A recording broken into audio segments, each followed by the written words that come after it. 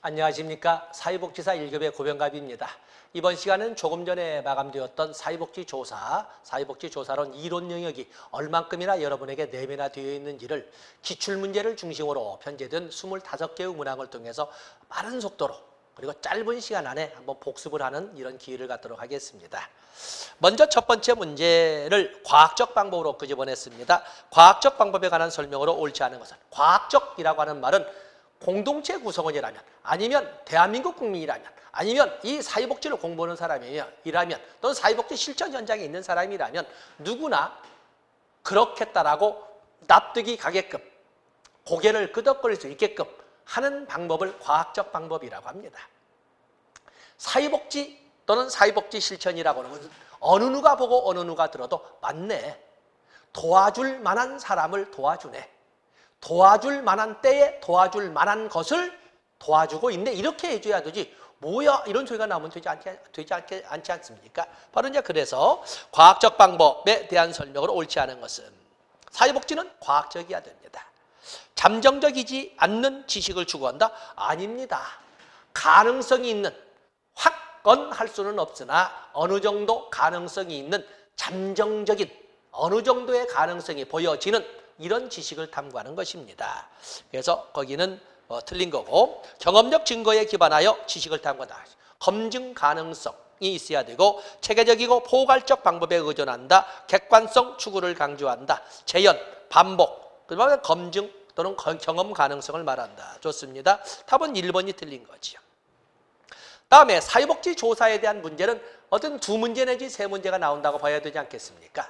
그렇기 때문에 사회복지 조사는 목적을 기준으로 한 분류에서 기술적, 기술적 조사, 설명적 조사, 또 탐색적 조사, 또 시간의 관점을 가지고 횡단적 조사와 종단적 조사, 그리고 계량화, 수량화의 기준을 가지고 양적 조사와 질적 조사. 만약에 질적 조사에 특단 문제가 나온다면 많이 나올 때는 5문제까지도 나온다고 봐야 되지 않겠습니까?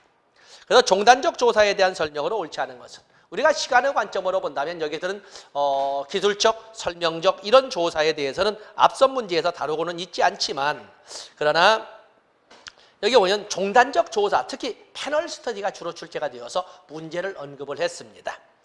조사 대상을 일정한 시간 간격을 두고 2번 이상 관찰하는 조사는 종단적 조사. From to, 언제부터 언제까지 시간의 흐름에 따라서 어떠한 변화를 보여주고 있는지를 반복 측정을 통해서 알아보는 것은 종단적 조사라고 합니다.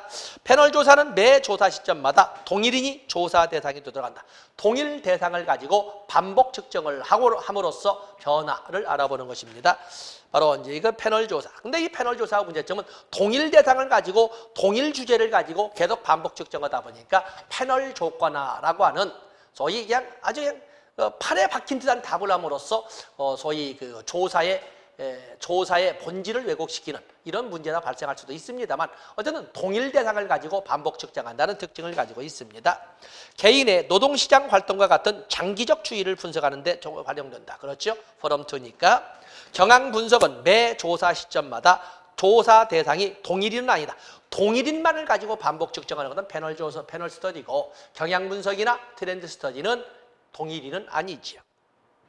1990년대, 2000년대 10대들의 직업선호도 비교는 동류 집단조사이다. 아니죠. 1900년대의 10대, 1990년대의 10대, 어쨌든 10대들의 직업선호도는 어떤지를 알아보겠다 하면 1990년대에도 10대만 가지고, 2000년대에도 10대만 가지고, 2010년도에도 10대만 가지고, 2020년도에도 10대만 가지고 이렇게 알아보는 것. 바로 이것을 트렌드 스터디 또는 추이조사 또는 경향 분석이라고 설명하고 있는 것입니다. 옳지 않은 것이니까 답은 5번이 되겠습니다. 다음에 3번 문제도 양적 조사와 질적 조사 또는 양적 연구와 스터디, 리서치란 말을 조사와 연구란 말을 같이 혼용하고 있는데, 자 거기 보시면 양적 조사와 질적 조사, 질적 조사 계량화가 가능하냐 아니냐, 이걸 다 잠재적 클라이언트에 대한 심층 면접을 실행하고 기록한다. 그렇죠? 어떤 면접, 관찰, 이건 질적 연구가 되겠어요. 양적 조사, 단일 사례 조사로 청소년의 흡연 횟수를 3개월 동안 주기적으로 기록한다. 그래서 흡연 횟수를 3개월 동안 주기적으로 기록하면서 흡연량이 어떻게 변화해 가느냐를 알아보는 것은 연구 결과를 계량화할 수 있지 않습니까? 양적 연구가 되겠어요. 노숙인과 함께 2주간 생활하면서 관찰하였다. 관찰했다라고 하는 것은 당연히 면접이나 관찰은 질적 연구가 되겠어요. 초점 집단 면접을 통해 문제 해결 방안을 도출하였다. 면접을 통해서 면접이나 관찰은 질적 연구라고 그랬잖아요. 답은 4번이 틀렸군요. 5번 좋습니다. 그래서 양적 연구와 질적 연구에 대해서는 심화 학습이 또 있어야 되겠습니다만 꼭 여러분들이 봐주셔야 됩니다. 자, 아주 그냥 거기에 보면 또 다음에 4번에 보면 또 양적 연구와 질적 연구의 혼합 연구 방법이 문득문득 다뤄지기 때문에 그래서 한번 집어넣습니다. 그래서 여러분들 여기 혼합 연구 방법에 대해서도 좀 학습해 주시고, 자, 5번 문제를 보시면 사회조사의 윤리적 원칙으로 옳지 않은 것은, 윤리적 원칙은 윤리적 원칙. 왜냐하면 사회복지라고 하는 것은 더욱이나 사회복지의 또 하나의 세부 영역으로 사회복지조사는 인간을 대상으로 하지 않습니까? 그러다 보니까 모든 과정이나 모든 방법이나 모든 기술이 도덕적으로 정당화되어야 한다는 이런 책임감이 있어야 됩니다. 바로 도덕적 원칙이 되겠는데, 참여자들의 자발성을 전제로 해야 되는데 강제해서는 안 됩니다. 참여자들의 사생활이나 비밀 보장 당연히 보장돼야 되겠지요. 또 사생활의 사적 침해를 최소화해서 익명성도 보장해야 되고, 또 사생활의 이런 것에서 충분한 그 조사자들에 대해서 충분한 정보도 제공돼야 되고, 이런 등등을 우리가 원칙으로 볼 수가 있습니다. 윤리적 원칙은 연구 결과 보고에도 적용되지요. 마무리 단계까지도 적용됩니다. 고지된 동의는 조사자를 보호하기 위하여 활용될 수 있다. 조사자를 보호하기 위해서 활용될 수 있다. 연구 참여에 따른 위험과 더불어 혜택도 고지돼야 된다. 꼭 좋은 점만 하는 것이 아니라 또 이제 거꾸로 혜택뿐만 아니라 문제점이나 단점도 고지해야 됩니다. 조사 대상자의 익명성이 유지되어야만 비밀 유지가 가능하다. 익명성이 유지되지 않는다 하더라도 익명성은 누가 조사받았대 라고 하는 것을 알려주는 것이고, 비밀 보장이라는 것은 어떠한 내용에 대해서 어떠한 대답을 했대, 이게 먼저 비밀 보장인데 꼭 익명성이 되어야만 비밀 보장이나 비밀 유지가 이루어지는 것은 아닙니다. 이건 논리적으로 지나친 확대가 되겠어요. 답은 4번이 문장이 되지 않습니다. 다음에 아동 대상 연구에서는 부모 등 후견인에게 고지된 동의를 받아야 된다. 고지된 동의도 별도로 잘 나오지요. 사전에 미리 알려주고 장점이나 단점, 이로운 점이나 불리한 점을 모두 알려주고 사전에 실행하기 전에, 조사를 하기 전에, 연구하기 전에 서명을 받는 것을 말합니다. 어제는 틀린 것은 답은 4번이 되겠어요. 다음에 거기 보시면 6번에 조사 연구의 과정에 대한 설명으로 옳지 않은 것은, 조사 연구는 학자들마다 다양하지만 저는 이제 교재에서 했던 것처럼 똑같이 문제를 활용을 합니다. 어떤 문제가 형성이 되면 가설을 설정하고 가설을 검증하기 위하여 사전 각본을 짜게 되는데 조사 설계라고 합니다. 그 바로 설계 도안에 의해서 자료를 수집하고 분석하고, 그리고 조사의 공공성, 조사의 공개성에 의해서 보고서를 작성하는 절차로 이루어집니다. 1번 연구 문제의 발견 및 설정은 조사에서 핵심적인 부분이다. 그렇죠. 문제를 발견한 것은 시작점 아니겠습니까? 가설은 연구 문제와 그 이론에 따라 구성되는 것이 바람직하다. 무에서 유를 창조하는 것이 아닙니다. 가설은 기존의 명제나 기존의 명제, 기존의 원리, 기존의 법칙에 근거하여 두 변인 간의 관계를 통해 내린 잠정적 결론이라고 설명을 합니다. 그렇기 때문에 가능한 한 연구 문제와 그 이론에 따라서 구성하는 것이 일관성을 확보하게 됩니다. 연구 문제 설정은 가설 설정과 연구 문제 설정은 첫 번째 단계죠. 문제가 설정되니까 가설을 설정하고 조사 설계하고 자료 수집하지 않습니까? 그렇기 때문에 연구 문제 설정은 가설 설정과 조사 설계보다는 앞에 있습니다. 연구 문제의 설정에서 비용, 시간, 윤리성 등이 고려되는 당연하지요. 조사 연구 과정에서 자료 분석으로 마무리된다. 자료 분석으로 마무리되는 것이 아니라 적어도 우리가 조사라고 하기 위해서는 표준화된 절차, 논리적 원칙에 따른 시식 탐구이면서 반드시 조사의 공공성에 의해서 외부로 공개되어야 합니다. 그 때문에 자료 분석만으로는 조사라고 하지 않습니다. 분석의 결과가 제안서나 보고서로 제출될 때, 공개될 때 조사라는 이름을 붙여줍니다. 답은 5번이 틀린 거예요. 다음에 7번 변수 문제 무조건 나오지. 변수 무조건 나옵니다. 변수라고 하는 것은 사람이나 사물의 특성이나 속성을 말하는 걸로서 반드시 기본 전제 조건이 2개 이상의 값을 갖는 것을 변수라고 한다고 그랬죠. 성별 변수죠. 남자, 여자가 있으니까. 연령 변수지요. 10대, 20대, 30대, 40대. 지역 변수지 않습니까? 아시아 지역, 유럽 지역, 남미 지역. 이런 식으로 변수는 2개 이상의 값을 가지고 보여주는 사람이나 사물의 속성을 변수라고 합니다. 보통 변수는 독립변수, 종속변수, 매개변수, 조절변수, 위생변수, 통제변수 이런 식으로 쭉 설명을 하는데 자, 자세한 내용은 이미 우리가 방금 전에 이론을 페이지를 넘긴 전에 나왔던 이론을 통해서 살펴볼 수가 있고 독립변수는 모든 형태의 척도가 활용될 수 있다. 독립변수는 모든 소위 거기 형태의 척도가 활용될 수가 있습니다. 독립변수가 뭐예요? 연구자가 이무적으로 조작하는, 가미하는 변수로서 독립변수는 어떠한 변화에 영향력을 행사하는 원인이 되는 원인 변수를 말하지 않습니까? 그렇기 때문에 이것은 모든 척도에 명목척도, 서열척도, 동간척도, 비율척도 모든 척도에 적용이 될 수가 있습니다. 저게 필수합니다. 매개변수와 조절변수가 이제 곧잘 비교되어 나오게 되는데 매개변수나 조절변수는 독립변수와 종속변수의 사이에 존재를 하는데 차이가 있다면 매개변수는 독립변수의 결과물이면서 동시에 종속변수의 원인으로서의 역할도 같이 하는 특징을 가지고 있습니다.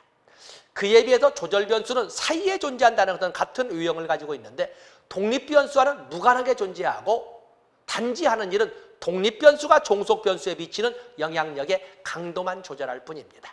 양자를 유형으로 볼 때는 잘 구별이 되지 않는데 그걸 명확하게 구별하려면 독립변수를 제거한다면 어떻게 될까?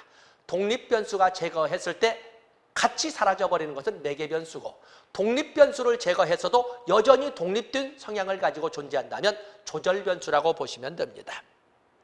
매개변수는 독립변수의 산출물이면서 종속변수에 영향을 미치는 변수이기 때문에 2번은 틀린 거지요. 통제변수는 종속변수에 독립변수처럼 종속변수에도 영향을 미치는 변수이기 때문에 제거되어야 할 변수를 말합니다. 때문에 통제변수라고 불리려면 종속변수와 관련성이 있기 때문에 그로 인해서 독립변수의 영향력이 오해받기 쉽기 때문에 제거되어야 될 변수를 말합니다. 관련성이 있어야 통제변수라고 합니다. 조절변수는 독립변수와는 무관하게 존재를 합니다. 종속변수 수는 위생변수 수에 따라 결정된다. 종속변수에서는 위생변수 수에 따라서 결정된다. 자, 이런 것도 같이 봐주시면 되겠습니다. 그래서 위생변수 수가 아니라 종속변수의 수는 독립변수, 이거는 위생변수의 수에 따라 결정되는 것이 아니라 자, 이것은 독립변수의 수에 의해서 결정이 되는 겁니다. 다음에 거기 보시면 8번 문제도 역시 변수 간의 관계가 나와 있는데 자, 여러분들 보시고 9번에 대해서는 A급 문제라고 하지는 않지만 문득문득 2년에 한 번씩 다뤄져서 바로 가설 중에 영가설을 제시를 했습니다. 영가설이라고 하는 것은 두 변인 간에 관계가 있다는 연구 결론이 나왔을 때 다시 말해서 독립변인과 종속변인 간에 관계가 있다는 연구 결론이 나왔을 때 정반대로 두 변인 간에 독립변수와 종속변수 사이에 관계가 없다는 가설을 세워 그게 바로 영가설입니다. 두 변인 간에 관계가 없다고 설정한 가설을 영가설이라 하고 그 가설이 맞으면 연구가 틀린 거기 때문에 그 가설을 받아들여야 하고 수인 죽고 싶은 마음이겠지요. 만약에 그 가설이 틀렸다면 연구 결론이 맞았기 때문에 영가설은 기각해버리자고 약속을 하면서 설정한 가설을 영가설, 당초가설, 귀무가설, 원가설이라고 하는 것입니다. 자, 보겠습니다. 가설 검증 과정에 불필요한 가설이다. 틀린 거지요. 가설 검증에서는 절대적으로 필요한 가설이 되겠어요.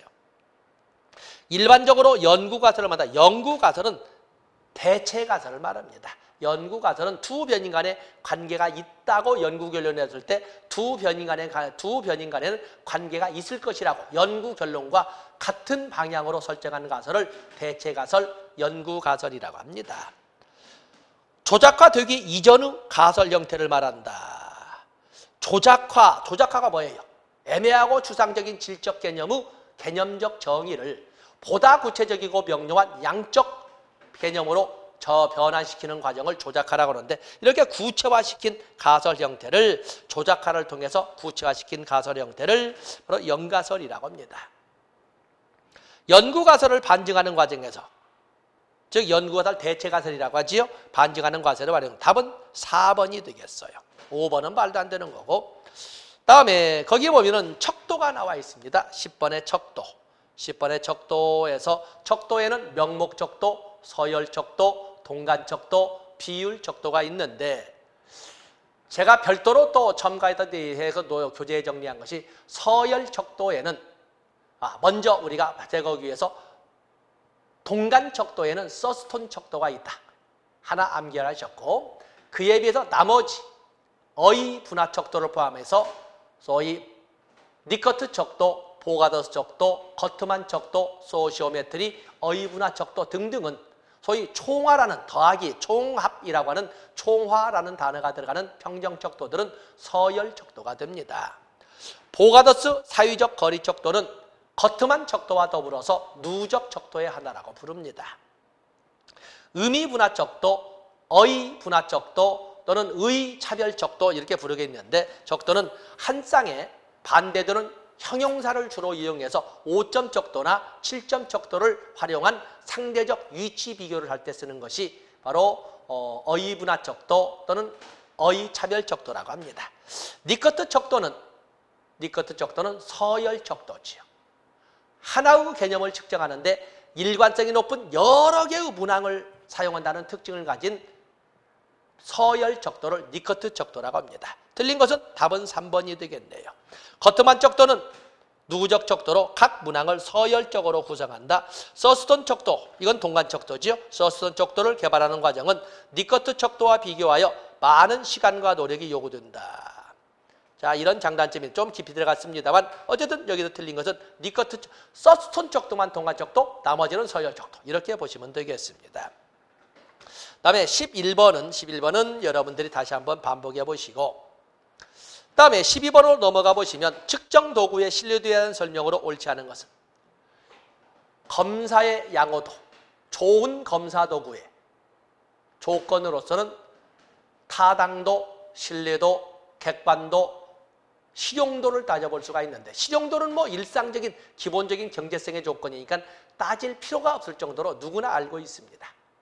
또 하나 객관도라고 하는 것은 채점자의 신뢰도 개념이기 때문에 굳이 별도로 따지지 않고 신뢰도 유형에서 다루기 때문에 보통 일반적으로 책 보면 왜 갑자기 교재 목차가 타당도가 나오고 신뢰도가 나올까? 사실은 목차는 좋은 검사 도구의 조건, 개념하고 그 중에 대표적인 것이 타당도와 신뢰도가 있다는 것입니다. 자, 여기는 신뢰도를 따지고 있는데, 신뢰도는 무작위 오류와 관련이 있다. 신뢰도라고 하는 것은 알아보고자 하는 것을 얼마나 정확하게 알아봤느냐를 따지는 소위 정확성이나 일관성이나 안정성이나 이걸 바라보는 거거든요. 자, 그렇기 때문에 무작위 오류와 관련이 있다. 무작위 오류가 뭐예요? 측정이나 검사에 있어서는 인간이 신이 아니기 때문에 갖게 되는 실수가 있게 되는데, 그런 실수에는 체계적 오류와 비체계적 오류가 있습니다. 체계적 오류라고 해서는 일정한 패턴을 가지고 보여주는 오류이기 때문에 설사 알아보고자 하는 것을 제대로 알아보지 못했다 하더라도, 타당도는 낮다고 하더라도 언제나 일정한 패턴을 가지고 똑같은 간격을 일관성 있게, 안정성 있게 그렇게 보여줄 거예요. 신뢰도는 높게 나타날 수 있거든요. 그렇기 때문에 체계적 오류는 신뢰도가 높습니다. 타당도는 낮으나 신뢰도가 높다고 할 수 있습니다. 그에 비해서 무작위 오류는 일정한 패턴이었기 때문에 언제나 신뢰성이 있느냐 없느냐를 따지게 되는 겁니다. 어쨌든 놔둬보시고, 재검사법을 사용하여 검사, 재검사 신뢰도가 있는데, 신뢰도를 평정할 경우 측정 대상이 동일해야 된다. 그렇죠. 검사, 재검사 신뢰도는 동일 도구를 가지고 동일 대상에게 반복 실시하여 점수 간의 상관계수를 도출하는 것을 재검사 신뢰도라고 합니다. 그렇기 때문에 측정 대상은 도구도 측정 대상도 동일해야 됩니다. 맞습니다. 측정하고자 의도하는 것을 측정한다. 측정하고자 의도하는 것을 측정하는 것은 타당도라고 합니다. 검사의 정직성. 답은 3번이군요. 그런 바우의 알파는 신뢰성 측정의 대표적 방법이다. 내적, 문항 내 합치도를 알아볼 때 쓰는 것이 동질성 계수인데 그중에 특히 문항 내 합치도를 알아볼 때는 특히 크론바우의 알파 계수를 쓴다고 합니다. 측정 결과의 일관된 정도, 안정성 정도, 동형성 정도를 알아보는 걸 신뢰도라고 합니다. 좋습니다.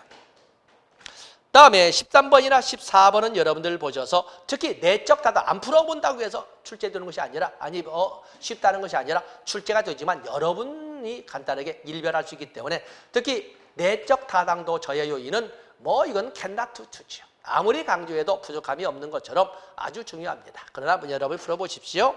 다음에 15번에 보시면 다음 내용에 해당되는 조사 연구의 단계는 다음 내용에 해당되는 조사 연구의 단계.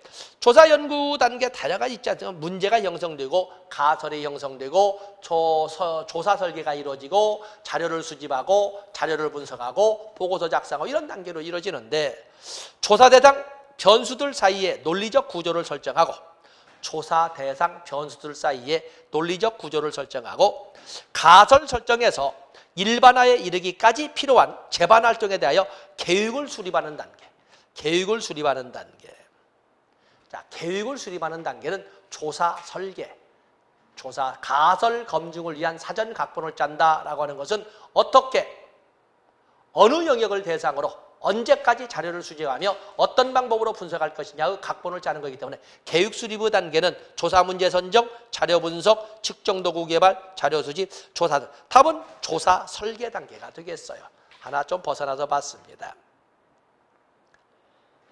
다음에 16번은 개념으로 나갈 것인데 우리가 실험 설계에는 진실험 설계와 준실험 설계와 전실험 설계도 이렇게 다루고 전실험 설계도 가끔 나올 때가 있습니다만 주로 출제가 되는 것은 진실험 설계라고 하는 실험 설계와 그와 유사한 유사 실험 설계인 준실험 설계가 나옵니다. 실험 설계에는 즉 진실험 설계라고 하는 실험 설계에는 통제집단 사전검사 설계와 통제집단 사전사후검사 설계 두 개를 합친 솔로몬 40단 설계 그리고 여러 개의 독립변수가 종속변수에 영향을 미치는 경우에 일반화를 감안해서 어느 하나의 독립변수의 영향력만을 고집하지 않게끔 이렇게 약속하고 하는 요인 설계 등이 있습니다. 자 보겠습니다. ADHD 주의력 결핍 및 과잉행동장애 아동에게 프로그램 유형과 실시 시기를 달리함에 따라 개입의 효과가 달라지게 되었다. 자, 여러분 여러 개의 독립변수가 동시에 시간과 또는 장소와 같은 이런 여러 개의 독립변수가 동시에 영향력을 미치게 될 때 그중에 하나의 변수, 실시 시기만 가지고 이렇게 그 독립변수의 영향력을 분석해서 한다면 다른 상황에서는 활용할 수가 없는 문제가 발생할 수 있거든요. 다시 말해서 일반화 가능성, 다시 말해서 외적 타당도가 떨어질 우려가 있는 겁니다. 그걸 없애기 위해서 모든 독립변수의 영향력을 다 감안해서 분석하고자 하는 이런 설계를 요인 설계라고 합니다. 요인 설계. 답은 3번이 되겠어요. 다음에 17번은 이러한 문제가 가끔 나오더라 해서 한번 17번은 여러분들이 보시고 자 18번에도 17번 연결돼서 다 이게 되죠. 단일 사례 연구 설계에 나와 있습니다. 단일 사례 연구 설계는 특징과 목적, 특징, 유형 요즘에는 출제 비중이 높아져서 조사론뿐만 아니라 다른 영역에서 많이 나오는 것이 바로 단일 사례 연구 설계가 되겠어요. 거기 보면 옳은 것을 모두 고르면 개입과 개입 처리를 반복할 수 있다. 단일 사례 설계는 하나의 클라이언트만을 대상으로 해서 단계를 명확히 구분하고 그 단계를 비교함으로써 그것도 단계를 경험적으로 반복 비교함으로써 개입의 효과를 현장에서 확인해 보고자 하는 것을 단일 사례 연구 설계라고 합니다. 때문에 대문자 A로 표현되는 개입 전 단계인 기초전 단계와 개입 단계로 표현되는 대문자 B로 표현되는 개입 국면을 계속 반복적으로 경험적으로 비교해 봄으로써 개입의 효과가 있는지 없는지 얼마나 있는지를 분석하는 것이 단일사례 연구 설계가 되겠어요. 개입과 개입 처리를 반복할 수 있다. 그렇죠? 반복 절차. 사전 자료가 없는 경우 개입 이후에 기초선 자료를 수집할 수 있다. 그렇죠? BAB 설계인 것처럼 어떤 사전 자료가 없을 때 먼저 개입부터 하고 난 다음에 개입을 그리고 나타난 그 현상을 기초선 단계로 해서 또 다른 개입을 할 수가 있는 거거든요. 여러 개의 표적 행동에 대해 기초선을 설정할 수 있다. 여러 개의 표적 행동에 대하여 그렇죠. 복수 기초선 설계라고 합니다. 복수 기초선 설계. 한 명 이상의 클라이언트를 대상으로 비교해 볼 수도 있다. 여기서 복수 기초선 설계가 되겠습니다. 여기는 모두 맞는 것이 되겠고. 그다음에 19번 설문조사는 여러분들이 설문조사 언제나 이게 한 문제씩 나오고 있는데 덕분에 앞에 있는 이론을 참조해서 여러분들이 보시면 됩니다. 자, 여기 20번에 보시면 설문조사와 비교하여 주요 정보 제공자를 이용한 욕구조사에 관한 설명을 옳지 않은 것은. 여기 설문조사와 비교해 봤을 때 주요 정보 제공자 기법. 때문에 이 주요 정보 제공자 기법은 조사론에서도 이렇게 제가 문제를 다루고 있습니다만 지역사회복지론에서도 똑같이 문제가 다뤄지게 될 겁니다. 자, 보시겠습니다. 표본 추출이 용이하다. 그렇죠? 주요 정보 제공자. 아주 지근거리에 있는 표본의 대표성이 높다. 표본에 편중이 있을 수가 있습니다. 표본에 편중이 있을 수가 있는 거죠. 비용이 적게 든다. 양적 정보뿐만 아니라 질적 정보도 파악할 수 있다. 정보 제공자들이 가지고 있는 정보의 양과 질에 의존하게 된다. 그렇기 때문에 이 주요 정보 제공자라고 우리가 언급하는 이 대상자들이 대표성을 확보하지 못하게 되면 거기 5번에 있는 것처럼 정보의 질도 떨어지게 된다. 어쨌든 여기 표본의 대표성을 확보하는 데는 많은 주의를 기울일 것이 필요하다라고 설명하는 것이 주요 정보 제공자 기법. 아니면 그야말로 편중된 이런 대표를 뽑을 수가 있는 거거든요. 답은 2번이 되겠어요. 다음에 21번도 곧잘 나오는 문제죠. 서베이에서 우편 설문과 대인 면접. 여러분 내용으로 쭉 읽어볼 수 있습니다. 확인해 보시고 22번에 보시면 2차 자료 분석에 대한 특징으로 옳지 않은 것은 우리가 사회복지조사에서 사용하는 자료에는 1차 자료와 2차 자료로 이렇게 나눠볼 수가 있겠는데 1차 자료라고 하는 것은 연구자가 직접 개입해서 만든 자료. 2차 자료는 연구자와는 무관하게 타인에 의해서 이미 만들어져 있는 이런 자료를 2차 자료라고 합니다. 비교적 적은 비용으로 대규모 사례 분석이 가능하다. 그래서 이미 만들어져 있으니까 비교의 결집값을 추적할 수 있다. 미싱 밸류라고 하는 자료의 결집값은 그 이미 만들어진 자료에 나와 있지 않는 값은 추적할 수가 없습니다. 자료를 직접 수집하지 않아도 된다. 물론 2번과 같은 시뮬레이션이나 여러 가지 방법을 통해서 자꾸 긁어내기도 합니다만 어쨌든 원칙적으로는 2차 자료에 나와 있지 않은 값에 대해서는 그건 과잉 연구가 되는 거죠. 추적할 수가 없습니다. 자료를 직접 수집 안 해도 된다. 기존 데이터를 분석할 수 있다. 정부나 연구소의 통계 자료를 활용할 수 있다. 어떤 2차 자료의 개념을 설명을 했고 2번 특징 간략하게 설명을 했습니다. 23번에 보시면 표본의 크기에 대한 설명으로 옳지 않은 것은 표본의 크기는 표집 시간과 표집 비용과 시간에 영향을 받는다. 한 변수 내의 범주의 수가 많을수록 표본 크기는 커야 된다. 표본의 크기가 커지면 커질수록 비표집 오차는 표집 오차처럼 감소한다. 아니죠. 표본의 크기가 크면 클수록 표본 과정에서 생길 수 있는 표집 오차는 줄어들게 됩니다. 그에 비해서 비표집 오차, 일반적인 측정을 통해서 얻게 되는 표집이 아닌 과정을 통해서 얻은 비표집 오차는 커지게 됩니다. 다시 말씀드립니다.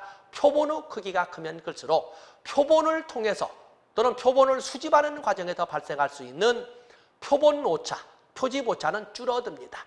100명 중에 50개만 가지고 표본을 뽑았는 경우보다는 표본의 크기를 키워서 100명 중에 80개를 표본으로 뽑아서 하는 이런 표본의 크기가 커지게 되면 표본 과정에 발생할 수 있는 오차인 표본 오차 또는 표집 오차는 줄어들게 됩니다. 그러나 다른 방법을 통해서 할 수 있는 표본이 아닌 경우를 통해서 발생할 수 있는 표본, 비표집 오차는 커지게 됩니다.